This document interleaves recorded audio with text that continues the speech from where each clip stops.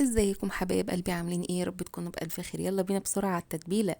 قرن فلفل اخضر حامي وقرن بارد، طماطمايه بصلايه في الكبة وطحناهم ناعم قوي.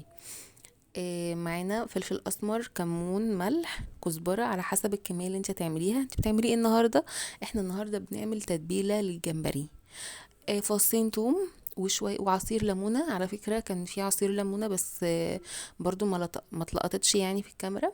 نضفنا الجمبري كويس جدا وشيلنا الظهر بتاع الرملة بتاع اللي في الظهر، كيس الرمل، وسبتهم في الفريزر ليلة. النهاردة معلقتين زيت في الطاسة، ننزل بكمية الجمبري اللي عندنا. المفروض كنت انزل بيها واحدة واحدة علشان خاطر يعني ما ينزلش ميه وكده، بس تمام. الميه دي كانت بصراحه طعمها حلو قوي. في السوا ما اخدش معايا دقيقه ونص حرفيا. معلقه جنزبيل صغيره جدا وطفيت عليه. وسبته في الصوص بتاعه كده يتشرب، ما خدش برضو 3 دقايق فعلا على النار. الجمبري القشر اوعي ترميه. يلا بينا نعمل بالقشر شويه شوربه. مش هقولك بقى زي بتوع المحلات مضروبه، لا، دي بقى شوربه بيتي. في الحلة معانا معلقة زيت، قطعنا بصلاية صغيرة خالص، قرن فلفل حراق. جماعة الأسماك يعني أكل حراق لازم. بصلاية، قرن فلفل حراق، وبعد كده نديهم تشويحة وننزل بفصين توم. وهنضيف على القشر برضو جزء من التتبيلة اللي احنا عملناها امبارح في أول الفيديو. لازم الأكل ياخد وقته، فانتي هتديها مية وهتسيبيها على نار هادية تغلي وتقلب وتاخد راحتها.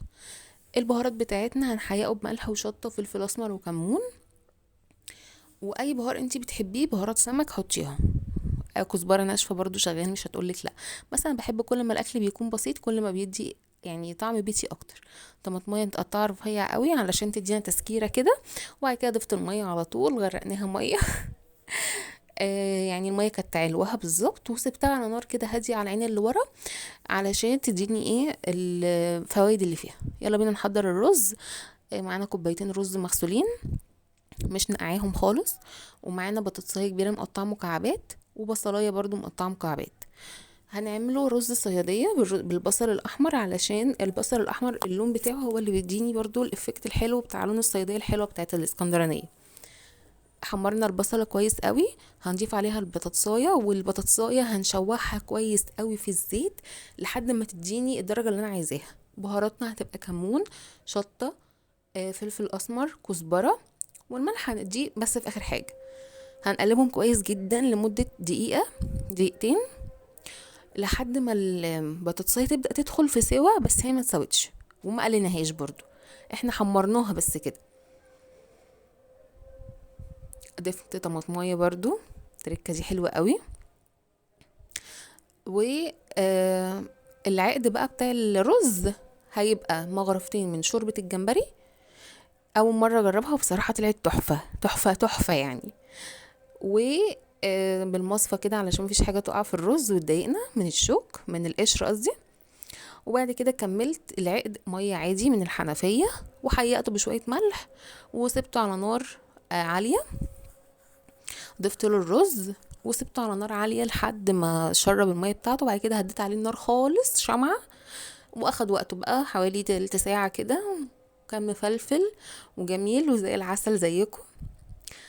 بصوا هنا انا كنت بديله العقد بتاعه.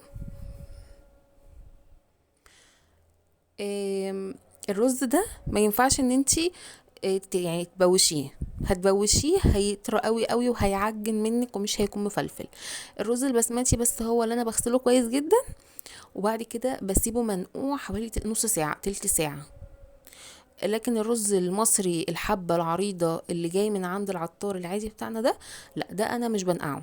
بنقعه في حالة واحدة بس، حالة الرز باللبن. طبعا احنا هنزل لكم الرز باللبن بتاعي ان شاء الله قريب قوي، عشان في ناس طلبته مني على الخاص.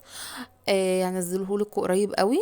بس هنا بقى كانت احلى حلة رز صيادية. وكمان في تريكة بقى محدش هيفتكر ان انا ممكن اعملها. هنضيف عليه الجمبري البيبي جمبري بتاعنا. وهنديله تقليبة كده وهنكمر الغطا بتاعه، وهتاكلي احلى مدفونة جمبري في الرز الصيادية. وجنب منها شوية شوربة، عصرة ليمونة، كوباية شاي بالنعناع، مش عايزين حاجة من الدنيا اكتر من كده.